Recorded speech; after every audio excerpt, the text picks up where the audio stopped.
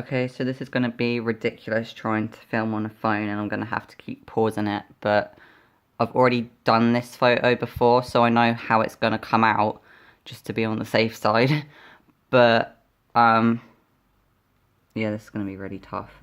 So, this photo was shot on an overcast day. I didn't really have the settings set to the best ones, to be honest with you, because I was too busy chatting away.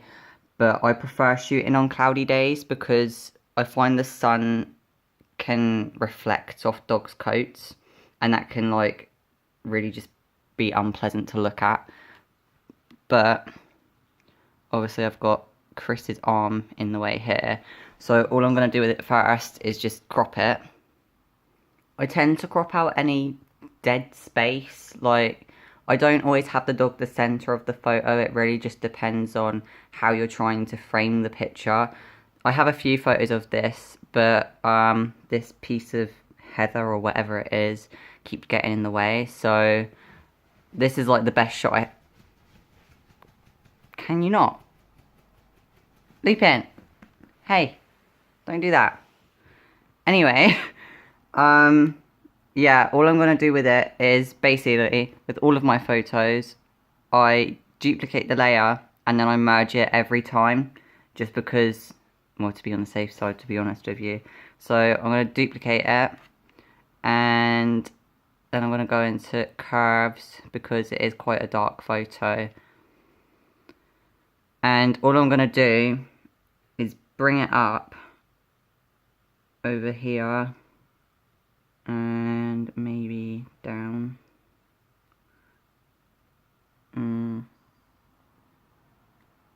Yeah.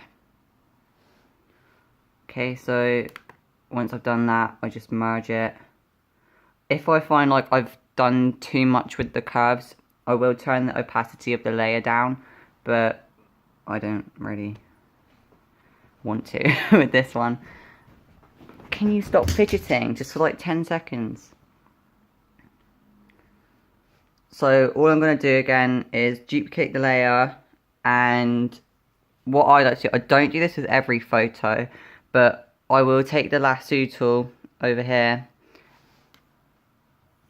and I set feather edges and basically turn it all the way up. And what I'm going to do is just cut around Sitka, but not too close to her fur and not too close to this piece of heather here that's in focus. So I'm just going to go around her and try and follow the natural blur of the background anyway. All this is going to do is soften it, just because I prefer it that way. Not everyone likes it, but I do. Okay, so I've drawn around Sitka, and all I'm going to do is join the dot, and that's just basically going to select what I've drawn, and it's going to go like this. Because I have set feather all the way up, it won't be like the exact line I've drawn, just because I don't want it to be a sharp line. And I'll go into filters, blur, whatever this thing is that I don't actually know how to pronounce. I always make sure that these two are locked rather than entering them in at the same time. And it depends really on the photo. Sometimes I go back and undo and redo a couple of times, but we'll see what it does with this. Okay, yeah, that's alright. So it's not like a massive difference. Like, I don't know if you can really see it, but yeah. And then I'm just gonna deselect that. So what I'll do is, sometimes it really depends on the photo, but I'll merge the layer and duplicate it, and then I'd probably do this again, but I won't with this one. It just depends sometimes if you feel like it, you know. But I like this one how it is. So what I'm going to do next is, what I done with this photo before is I went to colours, colorize. Most of the time I'll set this to orange if it's been shot in like a golden hour, just to kind of bring out the golden in the photo, but what I done with this picture originally was set it to like a pinky purple.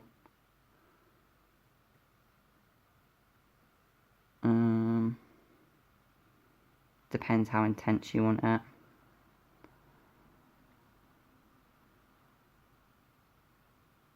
Okay, and then I'll go over to here, and with the mode, I'll select overlay.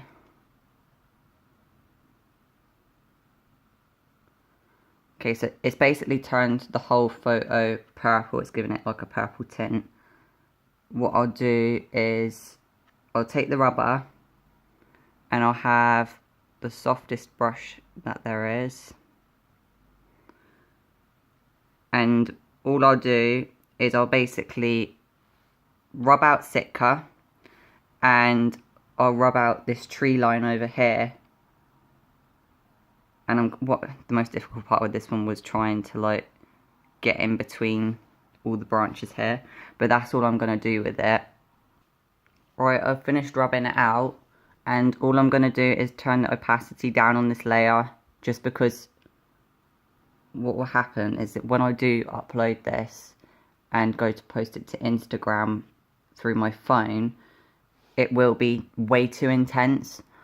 So I don't know, it depends how intense you do want it. I usually set it around 50 or 60, and it can look quite flat on here, but basically the issue that people are having, I've noticed in the chat, is their monitors aren't calibrated to deal with photography, especially if you have a cheaper laptop and an older model.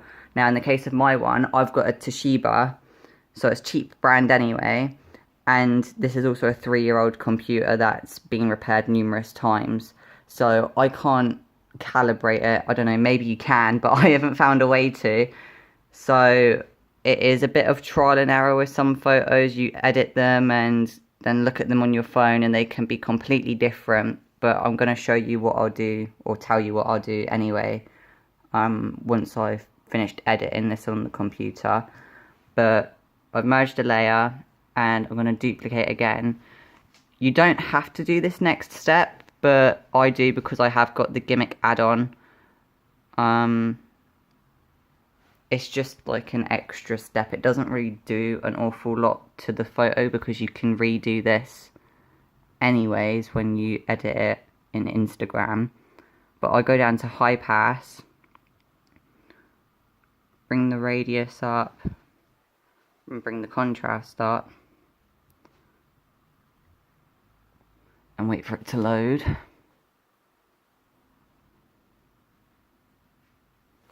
Okay, what you do now is you want to go to mode and do overlay instead of normal. All it does to the image is it literally sharpens it. That's it. I mean, I don't know if you can see the difference you can't really tell on here, but yeah, all it does is sharpens the picture. So merge it, duplicate. What else do I do? Oh, what I did with this picture is I don't do this to all photos. It really depends on the lighting, but I didn't even show you what I did then. Go into select, click toggle quick mask, and you're going to zoom in on the dog's eyes, or in this case an eye, and take the paintbrush, set it to white. I use a hard brush for this. You can use a soft brush if you want, if your hand's not as steady. But all I do is I go around this bit, I completely leave the pupil alone. Because if you were to colorize this, because some people want to change the color of the dog's eyes, if you go to colorize it, you're going to change the color of the pupil and it's going to look really unnatural. All I'm literally going to do with this picture is basically select that part of her eye, go into colors, curves, and all I'll do is I'll bring it up all the way here, and then I'll bring this down a little bit just to bring some detail back in. Sometimes if it is too intense, again, I'll bring down the opacity of the layer, but that's entirely up to you. Like I said, I don't do this with all pictures. I don't really tend to do it with any of Lupin's pictures just because he has really bright eyes already. But I know Sitka personally, and she does have very bright eyes, and I don't feel that the raw version of this photo captured that. So all I try to do when I edit my photos is imitate what was there in real life if the camera hasn't picked it up. So I'm just gonna basically edit her eye quick. Oh yeah, one thing I did forget to say is when you want to select this, you go to Shift Q, and that will select it. And then you just brighten it. Because why? I just basically want to brighten her natural eye colour because Sitka does have very bright eyes anyway. This probably isn't going to be my best version of it. Select none and zoom back out.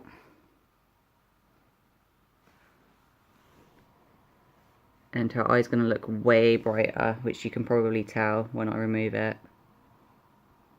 Yeah. Merge the layer, duplicate as per. What else do I do?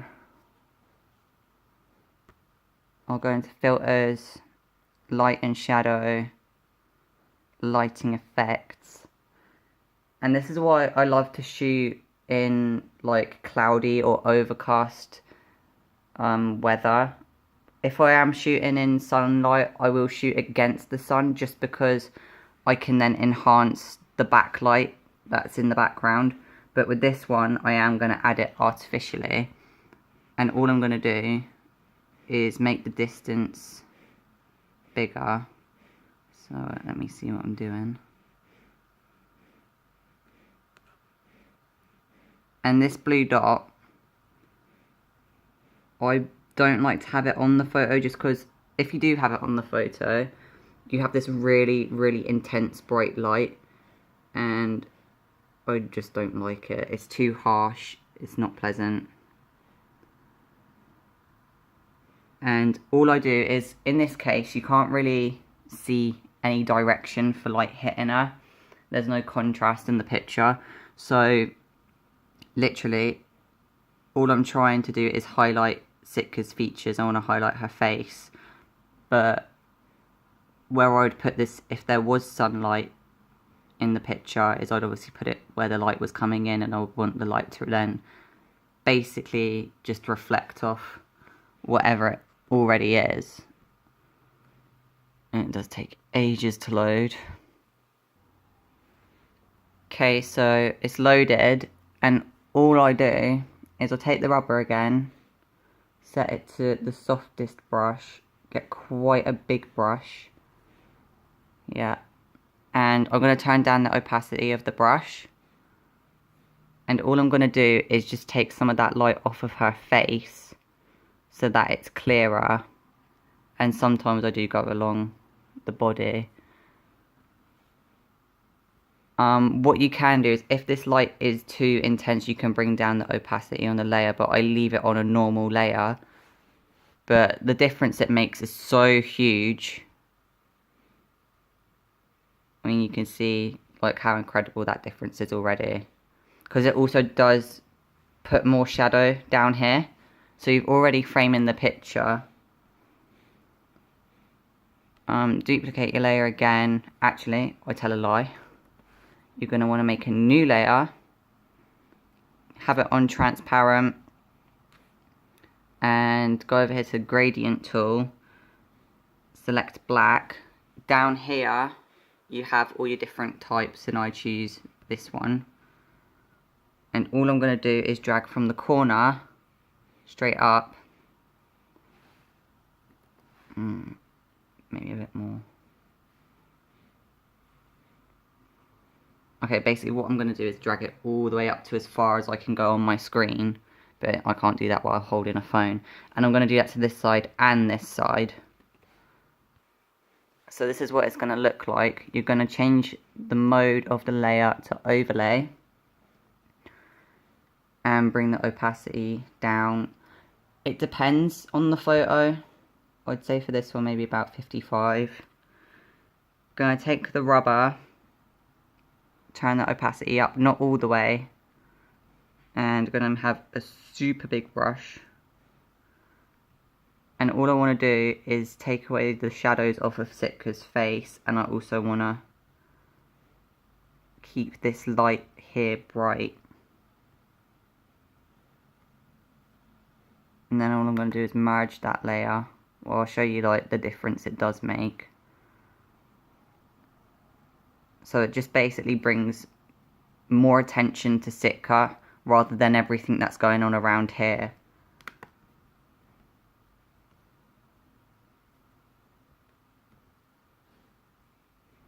And generally, I think that's all I did for this photo. Yeah, I mean, I like this picture anyway. But what you'll do is save it, and then I'll either upload, you can upload it to Google Drive or Flickr. I personally prefer Flickr because I think it's easier to use. But you upload it to there, and then you'll go onto your phone and either go on Google Drive on your phone or Flickr on your phone and save it. Viewing it on your phone, it is going to look a bit different. It's going to look more saturated. And again, that's just because the monitor isn't calibrated to edit photos properly. I've gone through everything on it and I can't find a way to fix that. But what I'll do is I'll go into Instagram with the photo, and I might apply a filter. I can't remember what they are now. There's two I usually choose between. I think one of them is called Ludwig or Ludwig, whatever you want to call it. I can't remember the other one. But anyway, those ones don't really interfere with the actual colour of the picture too much. And I won't have those filters on full either. I'll bring the opacity of those filters down. And then I might play with the brightness just to brighten the picture, because this will look really dark on a phone.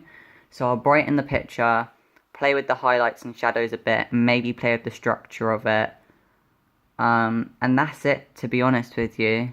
I mean, that's what the picture will look like once it's uploaded.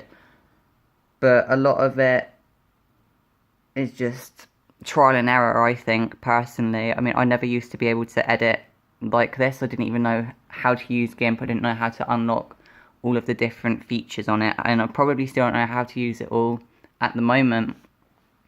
But there are so many different things. I mean, in light and shadow, for example, you've got lens flare, where you can create an artificial lens flare, which I've used in some pictures that I've uploaded. Also in render, there's clouds and then fog. And basically what that does is it's really great if you have a foggy picture anyway.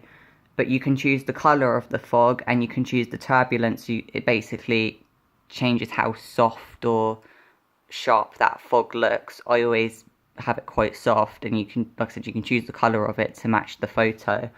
But it's just a really nice effect. And I mean, there's just so many different ones. I always use the blur in, well, I don't always, it's in most photos, but that's just because it depends. I find it also helps to get rid of the grain if you've used a high, I think, ISO, and you get quite a grainy picture, which was actually the case for this one. So it softens that if you can't get rid of it.